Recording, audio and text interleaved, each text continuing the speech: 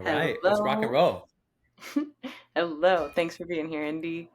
Thank you for tuning in and Yeah. welcome to the eighth episode of the eighth C of the All Humans Are Human podcast Charge C series. I'm so stoked I get to be here for the second time getting to podcast with Indy. Our first recording was in 2020, and we talked about choosing we we talked about the importance of choosing humor, and we went into fun and joy and regenerative farming, and we're going to go into some of those same things and more. Indy's a regenerative farmer and an activist and an advisor on so many different cool projects, and one of them he's going to share some of.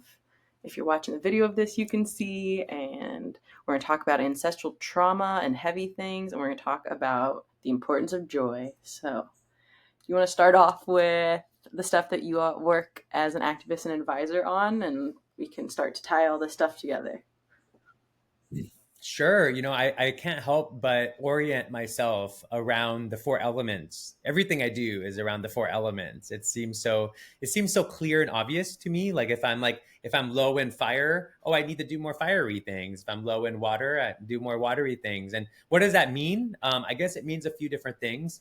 I'm an executive director of a nonprofit called Cultivating Self.org, if anybody wants to look it up, and that is all about reframing healthcare to include cultural medicines, food as medicine, and farming and regenerative farming, to include spiritual medicines and spirituality being a medicine, community being a medicine, which a lot of current healthcare does not include any of these things. It doesn't include Ayurveda, Chinese medicine, indigenous medicine, none of that stuff. So our nonprofit is really awesome. We provide CEU for credits for nurses and doctors and therapists, but we also include and integrate healers that are Reiki healers, healers that are yoga teachers, grandmas that are healers, and grandpas that are healers. We include social workers. We include any kind of caregiver. Caregivers show up in many different ways, right?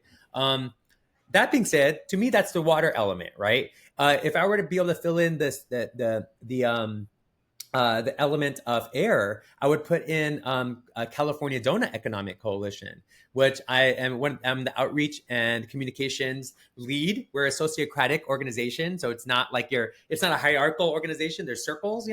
And so my circle is all about sharing all the data that we've figured out. So we've done data about California for the past year and a half. We've developed like pages and pages, like all these Google Sheets, like lots and lots of Google Sheets of data about the social and ecological indicators that basically determine the holistic health of any community. But we focus on the state of California with the intention. Now that we've developed the donut snapshot for California, we are now activating different smaller circles in San Jose, San Diego County, rural communities like Fillmore, really just kind of activating smaller communities, smaller bioregions to focus on their ecological and social indicators in their communities so that they can actually allocate funds and resources and solve problems and not be so focused getting stuff from the national, federal, or the international, more focused on like how does the local community actually build resilience, especially with all the disasters happening. People need to be a little bit more aggressive about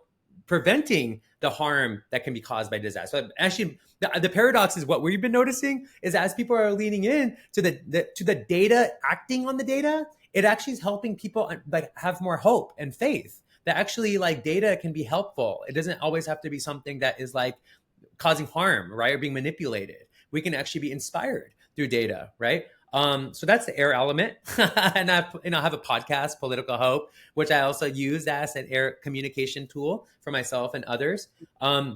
If I were to go into the earth element, I'm always farming, and I'm an advocate for farmers. I'm an advocate for anybody who's stewarding the planet, the earth, ecology. Like I show up in different ways, creating grants, creating systems, solutions for farmers or mutual aid farms or community farms, for example, ecological eco-restoration projects, providing different tools and resources, but also systems like compost toilets, right, that are really effective and amazing, or composting systems that are like way more easier. And then last but not least, the fire element. That's the cosmic labyrinth, which is the gathering entity that brings everybody together around the fire. Like that's the ethos, right? Is how do we create gatherings that rebuild our biocultural our relationship to our biocultural resilience, right? Because we all come from communities that gathered and shared music and food and art. And sometimes it was intercultural, right? Those gathering spaces around the fire, and they would build community and trust. So you don't have to fight each other, and you don't have to fight over land or fight over whatever, or fight over whatever. Actually, it was like, oh, wait, there's more than enough for everybody. We can make more if we need to. So that's what Cosmic Labyrinth is. It's just, it's kind of like, we're like a bunch of Mr. Rogers, like a bunch of Mr. Rogers on mushrooms, and we're like solving problems, having fun. But sometimes we go to festivals and conferences ourselves, but we also produce our own conferences and festivals as well. But our intention really is based on integrity. Like if anybody shows up not in integrity, you can't really hang out with us. Like it's not like we kick you out. You just like you can't vibe with us because we're doing work. We're like solving problems. We're not talking bad about people. We're not creating psychological harm to folks. We're actually doing the opposite. We're creating safe spaces, but we're creating safe spaces for resilience and power. Did I do the four elements? Yeah, Did you I hit got the them four all. elements? Was a perfect way to describe all of your different projects, which I'm going to link all of in the description here so people can go into more of them. Oh, you glitched. Okay, you're back. It's kind of it's a lot to think about too, in the context that like when people go like, oh my god, how are you doing all these things? It's like it's silly for us not to recognize that how much time do we waste. I mean, I look around at like colleagues, I look around at brothers and sisters, I look around at cousins and aunties and uncles. People are like watching so much media and content, doom scrolling, sharing content, talking on their phone, but oftentimes people are not discerning about how much energy that takes up, how much creative energy, how much focus it takes up when we're distracted. That's a real point, and that goes to connect this to the 10 C's. The one right before this is creation, which is very much about learning the creation consumption balance and lesson, which goes totally into all of everything with regenerative farming, of needing both, or even compost as a very literal example of that. I do feel like it. I love that you pointed out the hope that people are finding in the data and in seeing just what one event can do for a community, what one person getting support of any kind can do for their mentality, and then the whole pay it forward of how that goes is a really needed thing generally, and then especially right now. Mm-hmm. But it's always been needed, and I think in some ways with all of the everything right now-ness, it is the time that all of these regenerative practices of charge, of this, the 8, the infinity, the symbiosis of this is all coming back to, well, how did humans exist? How did humans coexist with the earth before there was social media to scroll on, before the whatever? And how I see it is now is figuring how to fit in farming with social media, and how do we use social media to bring people together for some kind of a cosmic labyrinth event, or some kind of regenerative farming teaching event or planting event, or going to help some auntie or uncle who needs their place cleaned out or something so they can start a garden bed, or all of these things, of which is part of why, or just mental health. Sometimes people, like, their loved one passes away and they can't do anything, like they're just stuck. That happens. It can happen to any of us.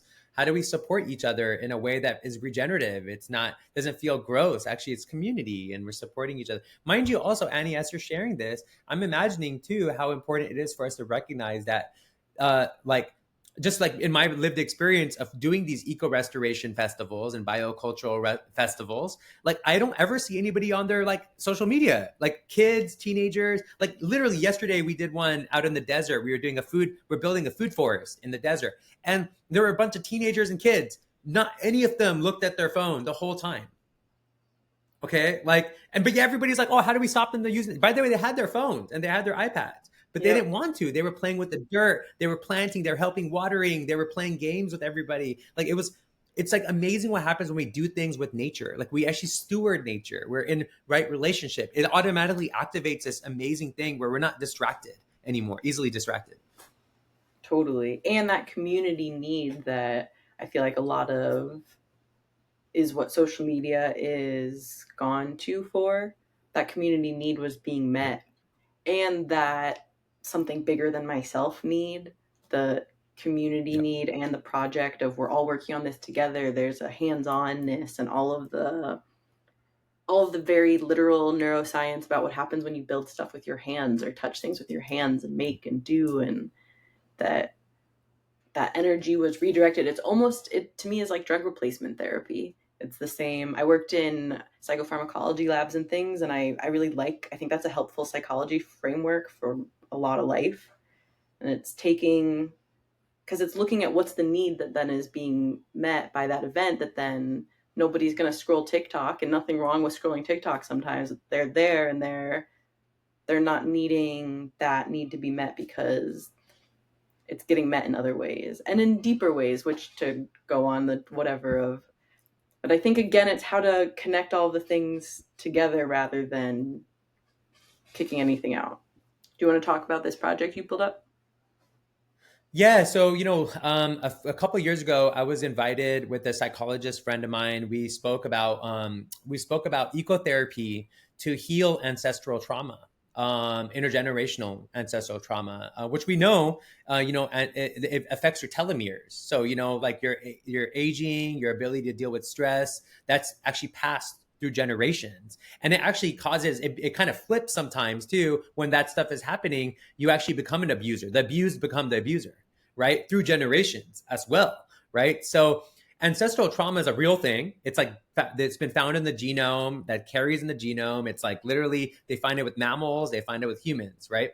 However, most of the time we talk about trauma, it's always talking about trauma, and it's always talking about the problems and the challenges of trauma, right? But what we don't recognize also is that trauma is also connected to our disconnection from land and our disconnection from nature. Because how do humans live? Like literally, we need food, we need air, we need water and Sleep, shelter, sunlight. right? We need safety for sleeping, right? And sunlight, right? Healthy sunlight. So like when you're disconnected from those things, that's going to automatically start creating trauma. And then the longer that longer disconnection happen, it starts passing to your children and your children's children. That's why we're having the most incidents of children having mental health issues, right? Like so much is crazy. I mean, so many suicides. My partner, she's a nurse and a children's nurse, and she literally is like saying like the amounts of child suicide at like 8 years old. Like that never happens where 8-year-olds are committing suicide. They don't even know about that yet, right? But they're so disconnected from nature, from land and water and shelter and safety, that it's now leading them to be, and they're like seeing technology, they're seeing all the media, and they're like, whoa, there's no point to exist, right? Because they're disconnected. They don't know how easy it is to exist, actually. They're so disconnected from that reality. So this research that we did research on this project, we gave a presentation. It was a mental health conference. So we had people like doctors and psychologists and psychotherapists and all kinds of social workers, all kinds of people. And people were blown away because the research behind ecotherapy is like, we've had research since World War One. It was called horticultural therapy, right? And they were finding that people were getting from severe PTSD, were getting rehabilitated when they would go work on land, and they would do projects with the land that was connected to something about their history, their ancestry. So if their ancestors were building homes, like, out of nature, adobe homes, they would do that. If their ancestors were like farming a certain crop, they would do that. PTSD is gone completely, no drugs. And then guess what? The American Medical Association just stopped funding research, and they had all this research from World War One. It was like, oh my god, this is great, great, great. All the veterans are coming back, and then they just stopped doing it for like decades. Stopped doing it. So once again, it comes back to what we focus on, right? Like if we're focused on pharmaceuticals as a solution, then that becomes a solution. But if the solution is ecotherapy, and not just ecotherapy, like standing with your feet in the wood, that's good too, right? But I think doing actual physical work, like it's exercise, you're working out, you're moving your blood around your system. You're like, if you're doing it with other people, there's a sense of community, a sense of collaboration, doing it with other people. And then the other side of it is recognizing you can eat from the land too. So when you work with the land, now you can eat the vegetables and fruits from the land, right? So there's also eating the gut microbiome and how important. Actually, by the way, we also breathe By the way, Annie, I just learned this recently. There's a microorganism that is in the dirt, in the soil, and we breathe it. Like we breathe it. They've actually researched that your problem solving ability on average increases 4 to 10 times just by breathing in that microorganism and having it in your system. So think about it. And mammal, they've tested it with rats and mice. They get better at problem solving. We do too when we are actually in relationship with the dirt. It's so cool. And that gives me so much hope that there are people who are doing and that anybody is funding and moving that research along. Because to me, so much of this goes back to money and the downsides of capitalism, which I'm not completely against. There's good parts of capitalism. And when it gets into healthcare, I've yet to see any, or food and farming, I've yet to see anything good there, because since you can't patent something, like how do we make a personalized lifestyle approach to help this person grow native plants that their ancestors grew and do the same kind of building projects that their ancestors, you can't patent that in the way that pharmaceutical companies can patent, oh well, this is a crazy vet with bipolar or whatever, give them this medicine, give them, you Yeah. can patent that and make money off of it. You can't in the Can't do that. Yeah, and the paradox too, like maybe this is also like we also have to learn systems. Like I'm a big systems person, right? And so when you look at systems, and I stopped doing system thinking. You know, there's all these people doing systems thinking, systems thinking. I'm like, wait, you're just thinking, like you're not doing and being, right? Like It's we the have to be synergy, systems being. man. Haven't you seen the conference about the synergy and the systems thinking for the interpersonal synergistic, the systems, the symbiosis of the systems thinking? It's very important. So it's kind of funny, like I feel like people have been talking in circles for years. They like there's What like I'm doing. circular thinking, and there's also like all the what is it called, like when people pat each other's butts, or like, I think circle jerking, or maybe I don't know, but there's a lot of that too, where they're like, oh yeah bro, yeah, you're gonna speak at the panel, I'm gonna speak at the panel too, and we're gonna speak at the panel. And then what, right? Are things getting better, are they getting worse, right? So I think what we need to look at now, like what we're doing with Cultivating Self, for example, is training doctors and nurses and therapists about ecotherapy, but ecotherapy relationship with like stewardship of the land and cultural practices with the land. We're training them with the intention, what if we start what if it can be prescribed? Like what if our insurance was paying, like when you get your medical insurance, it pays the farmers and the farming communities to bring people to do therapy on the land. Now, here's a nuance. That changes the whole game for the farmers, because now the farmers don't have to grow so much food that they have to make money. It's not working. Like there's hardly any farmers in America that can do regenerative farming and pay the bills right now. Yep. Right? By selling produce. Right? It's so hard. So what if it's actually about therapy? And the food is just for everybody. It's not like trying to get it to scale, you know? This is also such an amazing form of activism, because then it brings up so many necessary conversations about healthcare and insurance and and farming and food is medicine, and a lot of conversations that have been pushed, just continually pushed back, that says, okay, well, now we're going to register and do this in an official way, so now we have to talk about it. Yeah. It's like such a beautiful form of like to me, a very healthy kind of gesture in a serious way activism. It's like a very playful, Yeah. fun. It's a very joyful, regenerative, like even that one little detail of, oh, okay, so what if we just have the farmers get paid? Like, what if we just have the farmers get paid as therapists? Well, hello, system. Is this a potential way we can work within you? Sure. I mean, and then what if like the therapist office was on the farm, by the river, by the creek? What if the farmer's pharmacy was on the farm, and it was like, oh, here we have the other drugs, but we also have, here's a fruit that would be great for Yeah. your heart. Here's an herb that would be great for your throat. Oh my God, there's all this like air pollution from all the fires and the toxins. Here's this great like plant medicine that you can actually grow in your garden. He'll show you how to grow it, and you can grow it then in your garden, you know?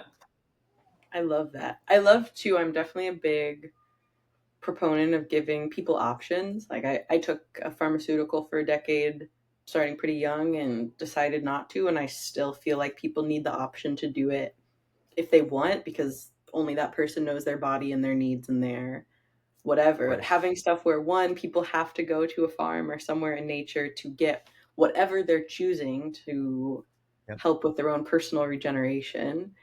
And that then there's the whole Eastern, Western, all of the options that isn't not demonizing anything, that's just putting it all out there for people. I definitely at this point have a more natural medicine and Eastern medicine preference because that's been Good. so much more effective for me.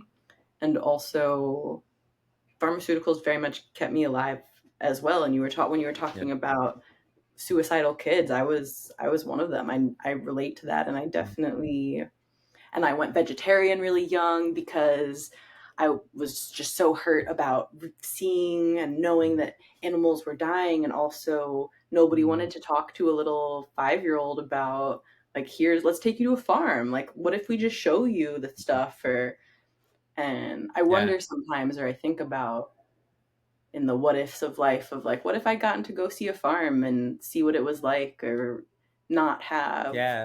what if so many little kids were able to not have all of the vegetables and eggs and things that they see, not be so Right. removed from their life starting from a young age. And then for adults too, because we're all big Yep. toddlers, Yep. what impact does that have? I know my mental health has definitely been really improved being close to nature and touching grass and planting things, like being a whole part of planting and composting, and in even just small ways that it Totally. makes such a difference. Totally. Yeah, and it kind of also like goes like it maybe we overcomplicate things. You know, there's Occam's razor, right? Which is like this, like really brilliant philosophy, but it's not like it's not just Western, like it's Eastern thing too, like in Buddhist traditions. And you brought up the eight thing, right? And charge. But like also, that's important to recognize Eightfold Path and the eight limbs Yep. of yoga. And one of the main things in there is that actually simplicity is how you solve the problems, right? The best way. If you also are frustrated with what's happening within internally, physically or emotionally or spiritually, the simplest thing will actually bring you more into balance and into harmony, into health and well-being, right? Not so much complicated. The more you just add more inputs, that doesn't necessarily mean it's going to create health and well-being, right? So once again, I think I've been practicing this myself. I've noticed that when I'm stressed out, I'm anxious, I'm like getting overwhelmed. When I just go and mulch out on a farm, or I go and help out a local farmer, or I go do some eco restoration, planting some native oak trees, or helping out a watershed, like just myself. I don't even bring it. Nobody else has to go. I just go. I notice how much better I feel afterwards. But then also, I actually, when I go back to the work I'm supposed to do, that's in the policy world, the economic world, the financial world, or all these tech world, right? All these spaces, I have so much more bandwidth. Like I don't get phased by things that trigger, usually they don't trigger me. I just like, oh, I just like giggle and I keep focused on what I'm doing. So I wonder how that also supports us when we like understand this relationship with nature. It gives us the bandwidth to deal with the emotional things that seem to be overwhelming and incomprehensibly, uh, despairing, right? I relate to that for sure. And I think, again, and maybe some of this is overly idealistic, or I'm going a little towards spiritual bypassing, or though maybe it's just we're You, taught as you know, spiritual you know what, bypassing. word To I like me, is radical idealism. Check out that one. Think about radical idealism and how like idealism. what's got us to this point is radical Oh cynicism. no. Like we're in the state of our consciousness now with radical cynicism. We need to be radically idealistic because like there's no other way. Otherwise, it won't balance.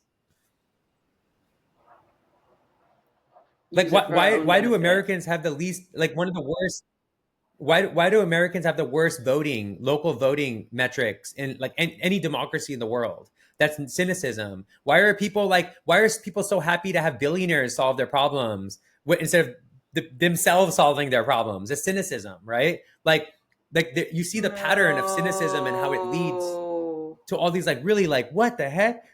That's what, like the cynicism has led to the actual our near destruction and disasters and disaster after disaster, disaster capitalism, which I don't have a problem with capitalism, but like at the same time, what about disaster collectivism?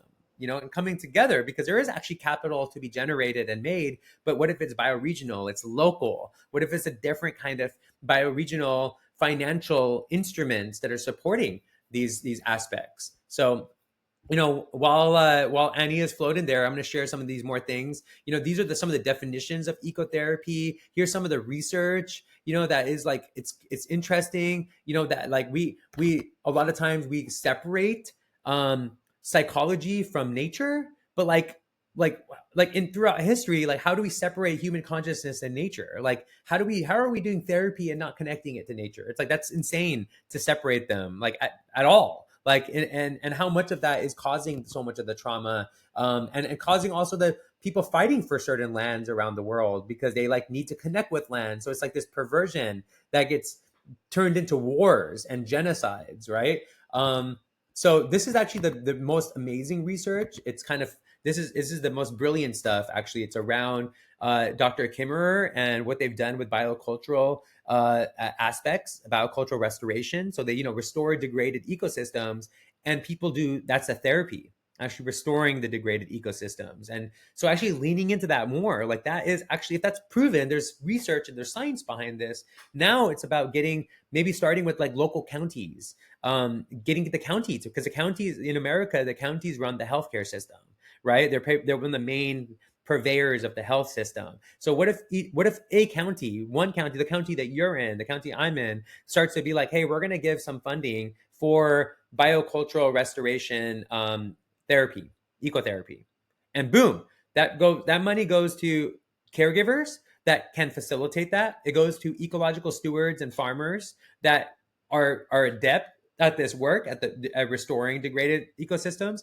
and then that generates actually the financial mechanism that actually funds and actually generates a whole new, probably a preventative and cautionary medical system that can sit with the emergency medicine that we have now. Like we have amazing emergency medicine. We need to connect that to preventative and cautionary medicine. So it kind of allows that connection to happen in a more actually integrated way. And I think ecotherapy is it needs to be reclaimed. That it's not just getting your feet in the forest or on the land or in the dirt. Ecotherapy is much more than that, because it's more about relating and more intentional relationship with ecosystems, right? Because when you're stewarding, when you're like actually like helping, if you're getting rid of what if you're getting rid of invasive plants that cause fires and actually perpetuate fires? Eucalyptus, for example, it causes so many problems. There's invasive grass that grows around, especially in California, that helps the fires. Actually, they call them fire fuel. That's what the plants are. What if we started removing those as a biocultural restoration ecotherapy practice, right? And we got like bunches of people, especially men, who are going through like a severe PTSD, police officers, veterans, anybody. I mean, a lot of firefighters and first responders go through a lot of. What if we get them out in the fields or in the forest or wherever that we can get rid of these invasive plants that are fueling fires? Right? Like imagine the ripple effects of that. It's going to restore the ecosystems. And then we can also, if we get rid of those, we can plant more native plants. We can plant more syntropically in agroforestry, create more food actually for the animals and the people. But then also on top of it, what if that practice actually mitigates all the fires and mitigates, maybe not so much the fire, but it mitigates the harm that's done when there are disasters or there's weather anomalies, or there's going to be weather anomalies no matter what, but it mitigates the harm from those weather anomalies, whether they're floods or lots of raining, or it's a drought and fires, or it's whatever. It's a myriad of things. We're actually proactively facing the disasters by building resilience, which actually makes the disasters, actually not anywhere as close to as impactful, because actually people are taken care of. And that's actually the most amazing thing.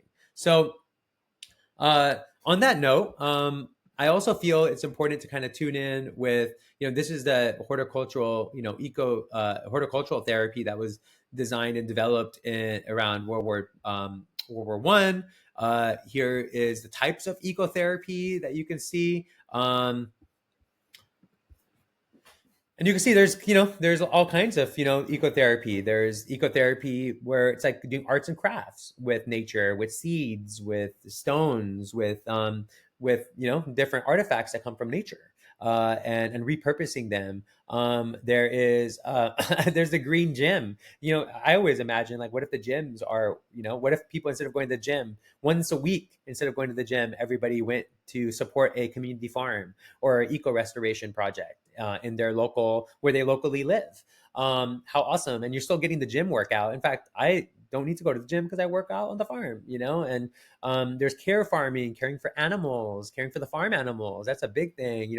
People always want to adopt cats and dogs, but like, what about like caring for like the animals that help regenerating the soil, help regenerate ecosystems? We need their poop. Actually, it's super helpful. So what if we do that more? What if we actually help the dogs and the cats help support the farms, and we help train and neuter and everything, whatever, with the cats and dogs, so that they are actually a part of the farming, regenerative farming, eco restoration process, right? Because when you're growing food, you need cats, actually, for example. You need dogs, for example, for the sheep and for the animals. You need cats for the mice and the rats if you're growing and storing food. So many things, that are kind of, you kind of figure it out. I think this thing is really interesting to think about. The aspects of how how we have inattentive blindness because we're looking at the phone, and it literally, like, the more we look at our phone, we actually are not able to know what's happening around us. So then there's ecotherapy interventions, right? These, I'm sure you guys are familiar, seeing some of these, right? So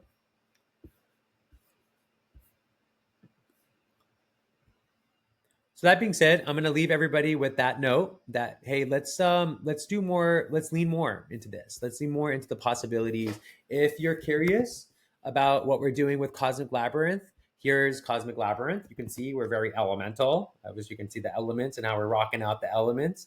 If you click on any of these elements, we're going to be changing our website soon to reflect the gamification that we're developing. But for now, you can kind of dive in, see what we've done, the different cosmic quests that we do, the requests we take from different groups and organizations, how we're developing elemental economics, how we're just reimagining the whole thing, the whole game. We're just reimagining the whole game.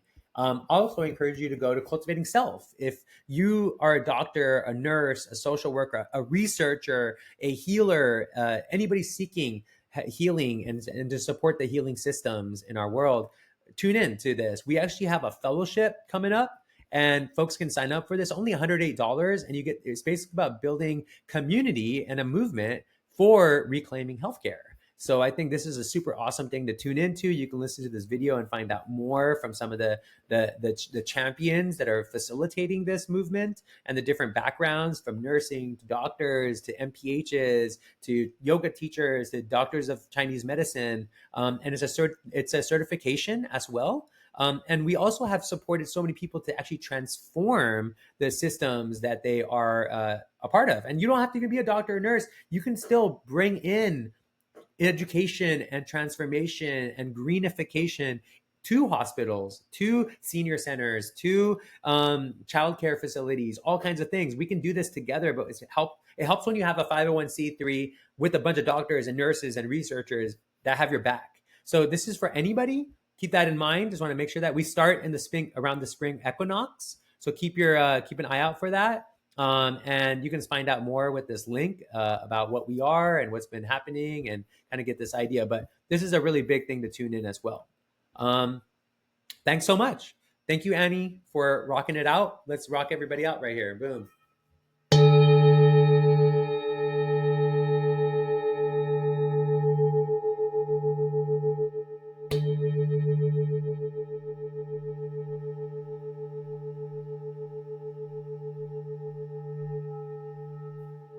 Let's regenerate, y'all. Let's regenerate.